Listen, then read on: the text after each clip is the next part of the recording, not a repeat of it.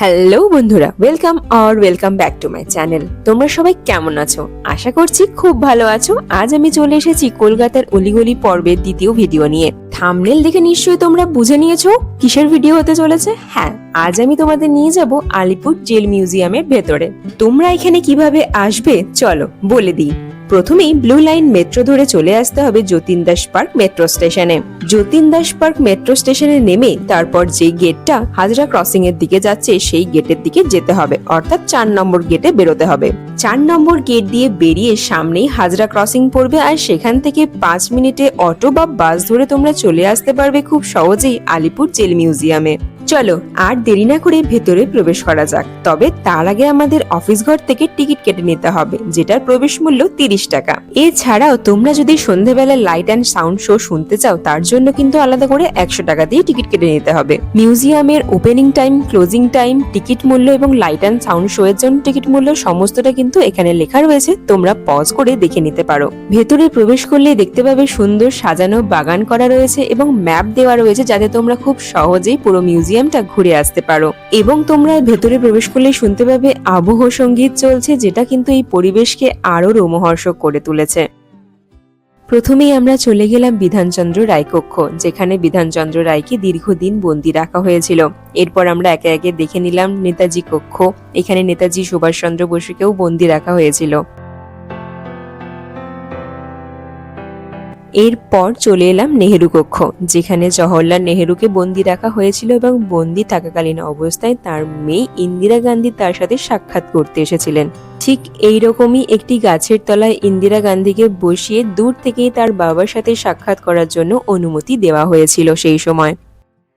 এরপর আমরা চলে এলাম ফাঁসির মঞ্চের কাছে, যেই জায়গাটাতে প্রবেশ করলে যেন গায়ে কাঁটা দিয়ে ওঠে।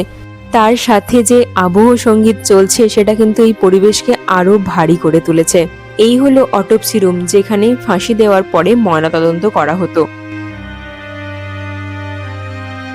আলিপুর জেলে যাদের ফাঁসি হয়েছে তাদের ইতিহাস এখানে লেখা রয়েছে এবং তাদের তালিকাও এখানে রয়েছে।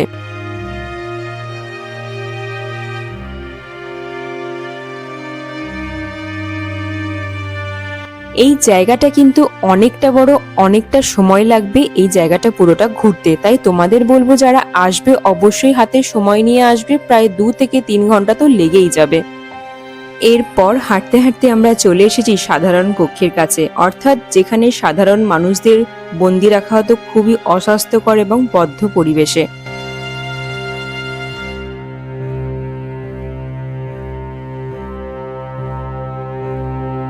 এখানে এলে তোমরা দেখতে পাবে বিভিন্ন আন্দোলন এবং বিদ্রোহে ব্যবহৃত বিভিন্ন রকমের অস্ত্র, বোমা, পিস্তল সংরক্ষিত করা রয়েছে। তাদের মধ্যে কিছুটা তোমাদের সামনে আমি তুলে ধরার চেষ্টা করলাম। এই যে বড় লাল বিল্ডিংটা দেখতে পাচ্ছ, এটা কিন্তু একটা ওয়াচ টাওয়ার ছিল। তবে এখন এইখানে আন্দামানে সেলুলার জেলে বন্দীদের কিরকম জীবন ছিল সেটা বর্ণিত করা হয়েছে। চলো তাহলে এবার সেটাই দেখে নিই। এখানে এলে তোমরা দেখতে পাবে সেলুলার জেলের বন্দীদের জীবনটা কতটা কষ্টের ছিল এবং তাদের উপর যে অমানবিক অত্যাচার করা হতো সেটা এখানে খুব ভালো করে ফুটে উঠেছে। এরপর আমরা যাচ্ছি নজরুল কক্ষের দিকে, অর্থাৎ যেখানে কাজী নজরুল ইসলামকে বন্দী রাখা হয়েছিল।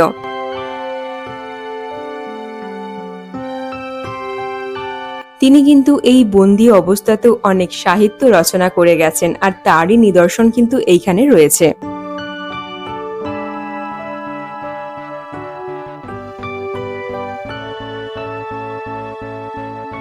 নজরুল ইসলামের এখানে যে মূর্তিটা করা রয়েছে সেটা কিন্তু খুবই প্রাণবন্ত। চলো দেরি না করে এবার বাকি মিউজিয়ামটাও ঘুরে দেখা যাক। ঐতিহাসিক কারাগারের এই কক্ষগুলোতে ঢুকলে আমরা বন্দীদের জীবনচর্চা সম্বন্ধে একটা ধারণা করতে পারি।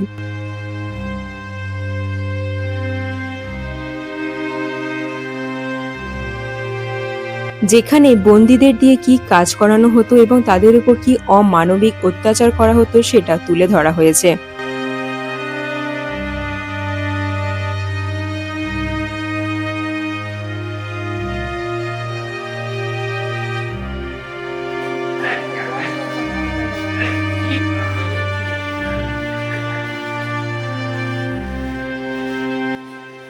ওদের যে পারতেই হবে। বাইরে এত ভেঙে পড়লে চলে?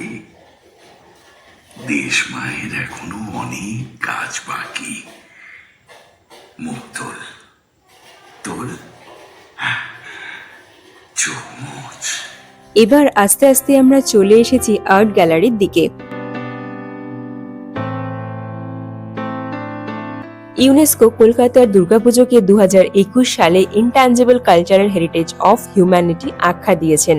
আর সেই সূত্রেই কিন্তু এখানে বেশ কয়েকটি কলকাতার বড় পুজোর দুর্গার প্রতিমাকে সংরক্ষিত করা রয়েছে।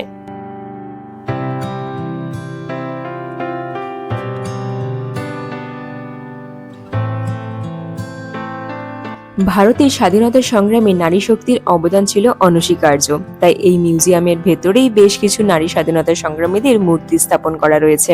এই যে এখানে বড় ফাঁকা স্পেসটা দেখতে পাচ্ছ, এখানে সন্ধ্যাবেলা 6টা থেকে লাইট অ্যান্ড সাউন্ড শো শুরু হয়। তার জন্য কিন্তু 100 রুপিস দিয়ে একটা আলাদা করে টিকিট কেটে নিতে হবে।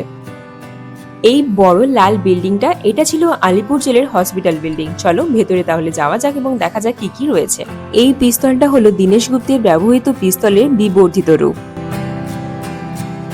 এর উপরের ফ্লোরে কি কি আছে চলো দেখে নেওয়া যাক। দোতলার বিভিন্ন কক্ষে ভারতের আন্দোলনে বাংলায় হওয়া বেশ কিছু বিদ্রোহ এবং স্বাধীনতা সংগ্রামের ইতিহাস বর্ণনা করা রয়েছে।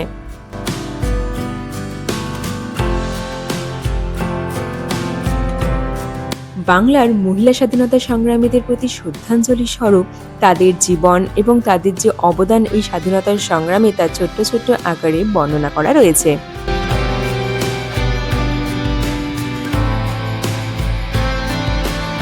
কিছুটা ঘোরাঘুরির পরে দেখতে পেলাম একটা তাঁত কল রয়েছে, অর্থাৎ সেই সময় ব্রিটিশরা আলিপুর জেলের বন্দীদেরকে দিয়ে এই তাঁত বুনন করাতেন।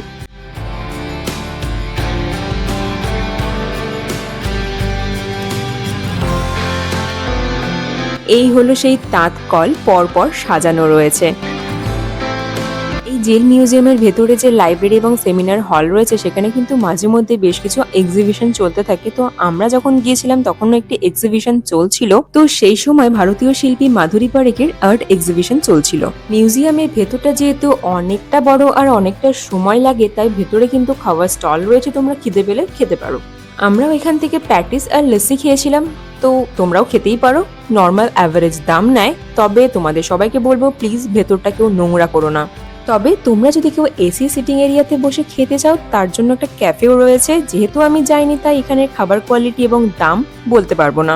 তো আজকের ভিডিও এই পর্যন্তই। তোমাদের যদি ভিডিওটা ইনফরমেটিভ লেগে থাকে এবং ভালো লেগে থাকে অবশ্যই একটা লাইক করে দিও এবং কমেন্ট করে জানিও, অথবা তোমাদের যদি কিছু জানার থাকে সেটাও আমাকে জানিও। আজকের মতো এই পর্যন্তই, দেখা হচ্ছে পরের ভিডিওতে খুব তাড়াতাড়ি। টাটা।